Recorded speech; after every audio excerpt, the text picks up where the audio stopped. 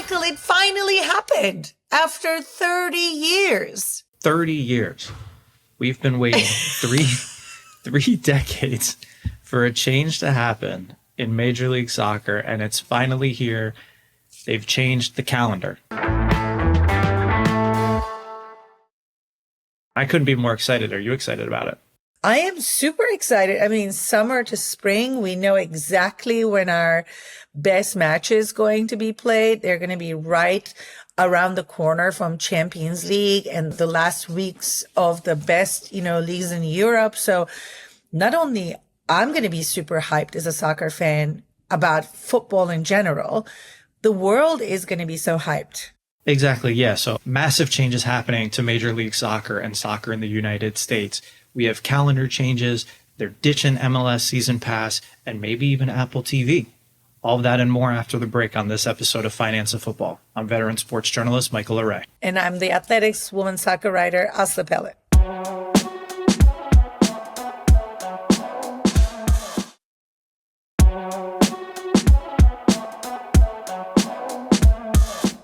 On November 13th, the MLS Board of Governors had a meeting and they said goodbye to playing in South Florida in the humidity and hello to playing in the Great White North in the snow. Finally, after 3 decades of having a calendar that zigged when the rest of the world zagged, Major League Soccer is now aligning with the international calendar. And, Commissioner Don Garber said, quote, "The calendar shift is one of the most important decisions in our history." So what does that mean? So starting in the 2027-2028 season, it's going to begin mid to late July in 2027 and will conclude with the playoffs and MLS Cup in May 2028. But let's not forget, they're going to have a big winter break because of those snowy white months that you're talking about. Because in America, it gets really cold in some areas. So they planned it so that people won't complain, especially those who live in those markets. Yeah, so other leagues, I know the Bundesliga specifically, they take a winter break. Some leagues like to play around the holidays and then go on break. But I think it makes a lot of sense for Major League Soccer to take a little hiatus here in the winter around the holidays. So they're going to take a midwinter break from mid-December through early February with no league matches scheduled in January, which is fine because January is such a dull time. People are indoors, they're coming off of their holiday hangovers and really just kind of trying to start the year. And I can't imagine folks wanting to be out in Colorado or Montreal or Toronto bundled up watching an MLS game. But I think, before MLS just makes this wholesale change, right, and just shift with the calendar, there is going to be a transition period, right? So 2027, they're going to do a shortened season from February to May, featuring 14 match weeks. So it's not just hey, let's flip the calendar, turn Major League Soccer up on its head. There is going to be a transition and a shorter season there in 2027. But that's not the only change that has come from this Board of Governors meeting. There's been some big updates on the Apple TV side as well, too. Before we go deep in that, I think America likes to be different, whether, it's ego or nationalism, whatever you want to call it. You guys never use meters and grams.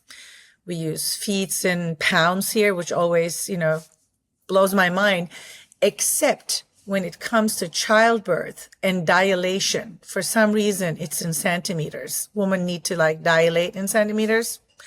I just learned that, don't ask me why. Why use Celsius when you use Fahrenheit? Nobody understands how cold or how warm it is. But MLS was launched right after the 1994 World Cup in 1996. And still perhaps, relies on yards and shootouts, back in the day. In 2025, this year was the 30th season of MLS. And I feel like we grow so much in the last year. It's such an incredible, moment for soccer in the United States. And I think this move reinforces that, but also brings the question, right, that you and I always ask each other. Will it take another 30 years for relegation promotion to kick in U.S. soccer? What do you think?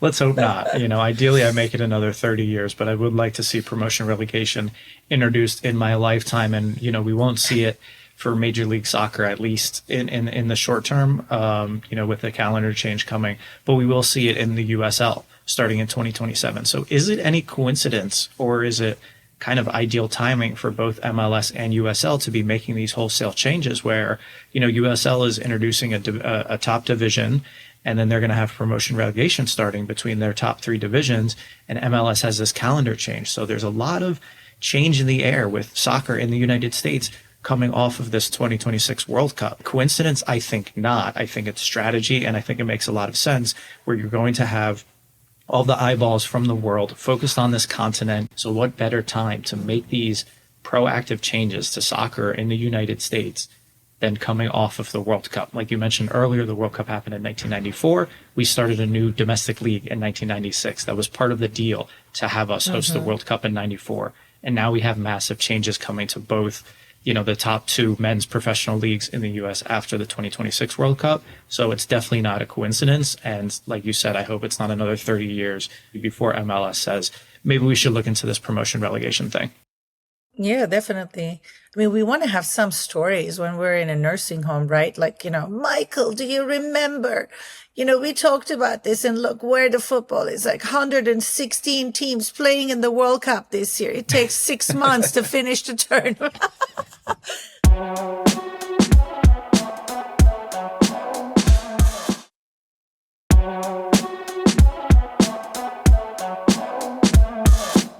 The second most important, I think, change that came out of this Board of Governors meeting, MLS Season Pass has been scraped for the remainder of the season. And moving forward, ciao, buy Season Pass. Fans had to pay an additional like $14.99, put it $15 to watch MLS on Apple. We never really heard from Apple or MLS what those numbers were, how many people actually subscribed to it. And I think both MLS and Apple kept taking some of the games behind a paywall just to make sure that people were watching and tuning in. And we talked about it very briefly beginning of last year. Like, you and I always talk about this. Was this a great idea for people to keep watching MLS games? I mean, it wasn't that much money when you think about other sports in order to watch NBA, for example. I think you have to spend out of pocket like $600 a year or something to, be able to put all your like subscriptions together. So it's not $600. It's like, around $99 to $100 to watch MLS. But when you're trying to make a product popular for the people, any paywall, any other extra gadget, I think wasn't helping the big picture goal to get more eyeballs and bring the eyeballs to the sport, right? And a good example of that was Apple's Formula One deal for the US. I think for a reported 5 years, $750 million, they're not putting it behind an additional paywall. And plus, there's already a super popular Netflix show that people already hooked up on. Like, if you're going to promote a new sport, I think you need to make it available. That's the rub. You're trying to grow an industry and fans, so you need to be accessible to an extent, but you also need to make money to then reinvest and grow. There's been reports from Sportico reporting that Apple and MLS are actually ending their relationship 3.5 years earlier than expected. Initially, it was a 10-year, $2.5 billion global rights deal, which in the grand scheme of things, a global deal is obviously great for MLS. They have a very diverse league. You have players from all around the world. You have Messi, who's obviously very popular all around the world.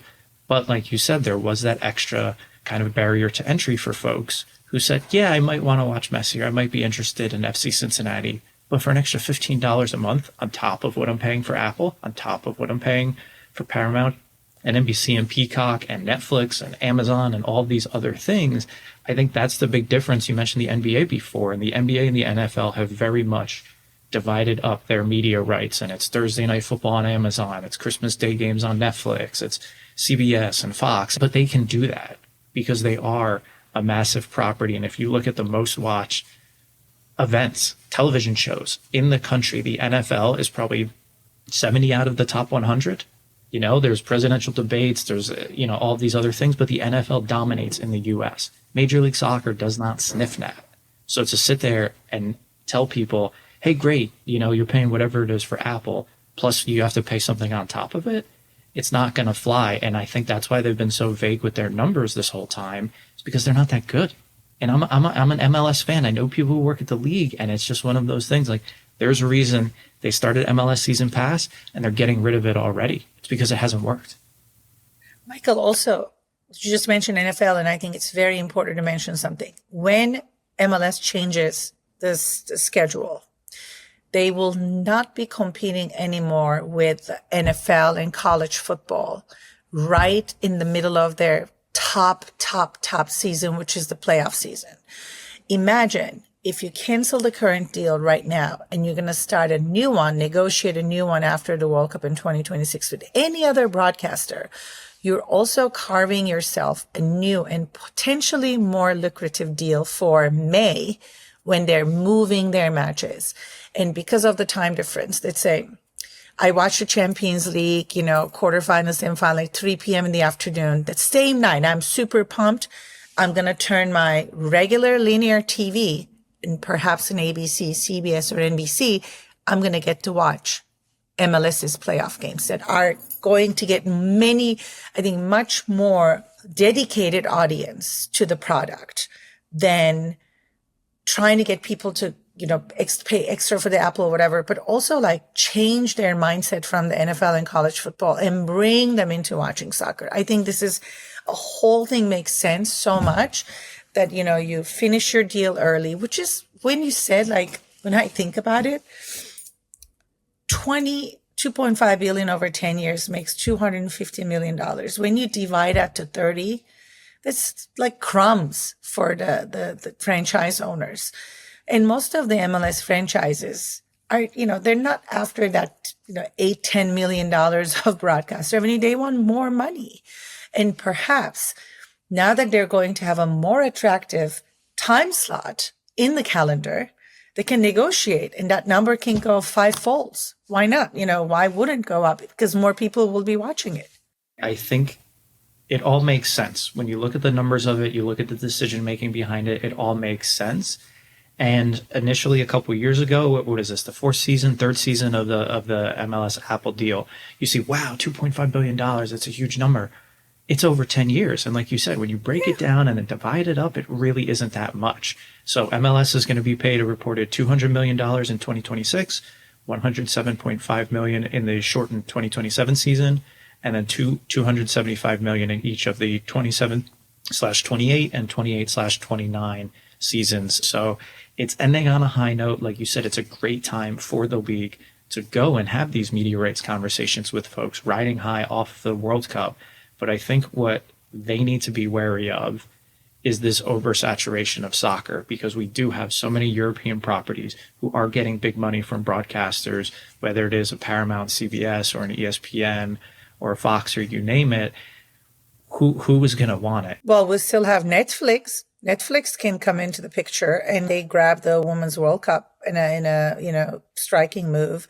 Amazon can come into the picture. They already have the NWSL games. These are already streaming platforms that most Americans have subscriptions on them, and they're already paying for it for multiple reasons. If Amazon Prime comes in and says, we're going to be the, new MLS broadcaster, that doesn't really impact anybody's pocket. And with the time difference, I feel like stacking up these games right before the soccer season around the globe ends is super smart. And I don't want to make a very bold and spicy prediction here, but this MLS deal with Apple may end before even 2029. If somebody comes in and say, we're going to pay you X amount of money, and then MLS will tell probably Apple, like, please, don't pay us anymore. We're going somewhere else. Why do they even have to wait till 2029? I mean, I don't think neither MLS or Apple will be upset if the deal ends even sooner than they're telling us today. Another important thing we did not mention that this new calendar change will bring, international calendar. As you know, World Cup is in the summer, Olympics are in the summer, Club World Cup is in the summer. We have Also Euros happening. Copa America comes to every 4 years. These are all summer international windows. It's really not good for the athletes to have a huge break. You go do something, you're tired, you come back. The most important calendar is the playoffs and you're like trying to perform at a high level. So this is, I think, all around an amazing opportunity to keep the quality of the product alive and not compete unnecessarily with international tournaments either. It's not only NFL that they were competing. I see no negatives to changing the calendar. Obviously, there's going to be growing pains. There's going to be some folks who are going to, be against change because who likes change, right? Even if it's for the better. But in the long run, this will benefit MLS and soccer in the U.S., even from a, player transfer standpoint, right? You now have windows that line up with the rest of the world based on when people are playing, when transfer windows are open. And it's not this, MLS has all of these kind of just different rules. I'm not saying completely scrap the entire rule book, even though Messi said, hey, let's get rid of the DP rule and the salary cap and all those things and just have MLS be the Wild West. But there are a lot of positives to come out of this. I am very excited to see what happens in 2027 and moving forward with MLS here. And especially, again, I'm not going to overlook the changes and the improvements that USL is doing too, because I think that's going to draw a lot of eyeballs, and especially from a broadcaster standpoint, because we've talked about it before. Who doesn't want that drama? The promotion, the relegation, there's something on the line. MLS Cup is great, right? Sure, it's great. But if you finish second, we finished second, we'll try again next year. It's not crap, we got demoted and we're losing millions of dollars. How do we pull ourselves up by the bootstraps? So I'm excited for 27. Yeah, maybe they listen to that episode and they're like, oh my God, Asli and Michael, they're geniuses. They know exactly what they're talking about. Maybe we should just, try to sync our, projects according to this great predictions they're doing at Finance of Football. I don't know. Maybe you never know. We will never know. I know Finance of Football is bringing you the best and most interesting gossip off the record and information, but also reporting the most interesting business stories around football for you guys. Thank you for listening to us. Especially you, Don Garber. Finance of Football comes to you from the Frequency Machine Podcast Network. Hit us up on social on Instagram, LinkedIn, Facebook, and YouTube for more football business and our enlightened opinions. This episode was produced by co-hosts Asa Pellet and Michael Leray. It was edited by Ryan Hammond. Mixing and mastering by Julian Kwasniewski. Our theme music is by Hatamet Tsunami. Our show is executive produced by Stacy Book and Avi Glajansky for Frequency Machine. Find more about Finance of Football at frequencymachine.com. Follow us on YouTube at Finance of Football and listen anywhere you get podcasts. Please like and subscribe. Help us reach more people. We love you for it.